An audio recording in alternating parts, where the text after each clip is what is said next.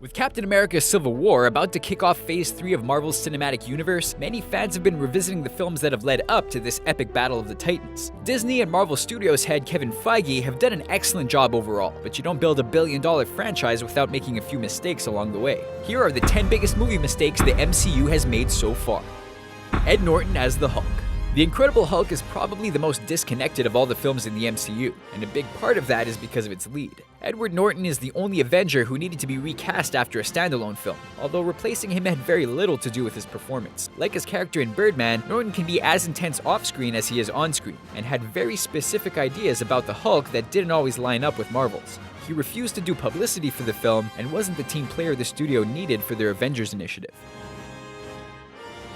Steve Rogers' CGI body. To show Steve Rogers' pre-serum body in Captain America the First Avenger, the filmmakers used CGI to put Chris Evans' face onto another actor's body. It's an advanced technique that sometimes comes off as crude and unfinished. In some scenes you can barely notice it, but there are times when it becomes strange, distracting, and almost humorous. Even if you're not supposed to take Rogers seriously for the first third of the movie, the First Avenger would have benefited from a little more time in the post-production lab. Hey, you wanna shut up? Ant-Man vs. Falcon. Marvel takes every opportunity to remind us that all of these films take place in the same universe, even if that means unnecessary cameos. Ant-Man had potential to be the only true standalone film in the MCU's Phase 2, but just in case people weren't sure what universe they were in, they squeezed in an awkward confrontation between Ant-Man and secondary Avenger Falcon. The whole scene reeks of studio notes and reshoots. At Marvel, the studio always trumps the director, which has cost them the talents of Edgar Wright and who knows who else. Black Widow. As much as we love Black Widow and Scarlett Johansson's portrayal of her, the movies seem to have a difficult time knowing what to do with her. Black Widow is mostly a utility player used to fill in plot holes and tick boxes. Her relationship with the other Avengers seems to depend on whose movie she's in. Always the bridesmaid, never the bride, we all know Black Widow could hold her own in a standalone movie if they just gave her a chance. I'm always picking up after you boys. I'm always angry. Avengers was the first film that really made the Hulk work. Like Ruffalo's Banner, director Joss Whedon learned how to control the Hulk and use him for good, as opposed to just having an out-of-control rage monster. When Banner shows up for the final battle, he reveals his secret to taming the Hulk. He's always angry.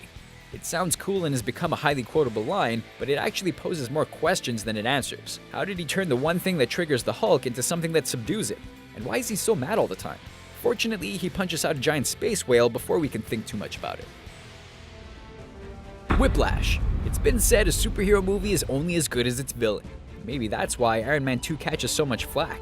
Ivan Vanko, aka Whiplash, was a strange choice for Iron Man's second outing. Vanko was supposed to be as brilliant as Stark, so it seems odd that after figuring out the tech that powers the Iron Man suit, that he would apply it to something as basic as whips. Everything about the character, from his motivation to his look to Mickey Rourke's weird Russian accent, just didn't mesh for audiences. In the end, it was Sam Rockwell's more comedic villain Justin Hammer who was the better foil. No stakes. With so many mini-franchises feeding into this mega-franchise, it's becoming like a towering Jenga game that Marvel is afraid will topple if they remove one block. We're a dozen films in, and even though the fate of many has been at stake every time, they've still only killed off minor characters like Agent Coulson and Quicksilver, only one of whom stayed dead. They wouldn't even follow through on deaths like Nick Fury in Winter Soldier or Pepper Potts in Iron Man 3, even though these wouldn't have had a very large ripple effect. While Marvel doesn't need to be as dark or serious as DC, we still need to feel these characters are at risk if we're expected to remain invested.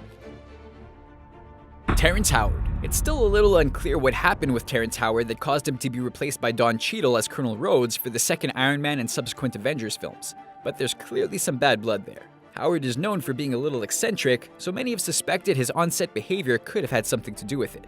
On several occasions, Howard has blamed Robert Downey Jr. and his big pay raise between films for muscling him out. Regardless of the reason, the superb Cheadle is almost 5 films into his Marvel run, and nobody seems to miss Howard. Tacked on love stories. It seems like no matter how many worlds are colliding, origin stories are being told, or crossovers are being justified, there's always time for a little love. These subplots usually feel unnecessary and shoehorned in. The most blatant example of this would probably be the relationship between Thor and Jane Foster, which isn't developed at all, but we're just supposed to accept it.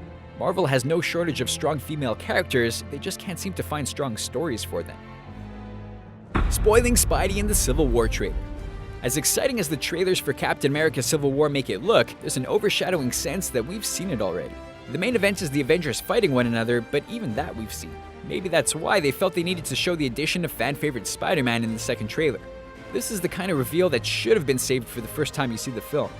It would have been a moment that would make audiences cheer in the theater, but now it's just something they'll wait for.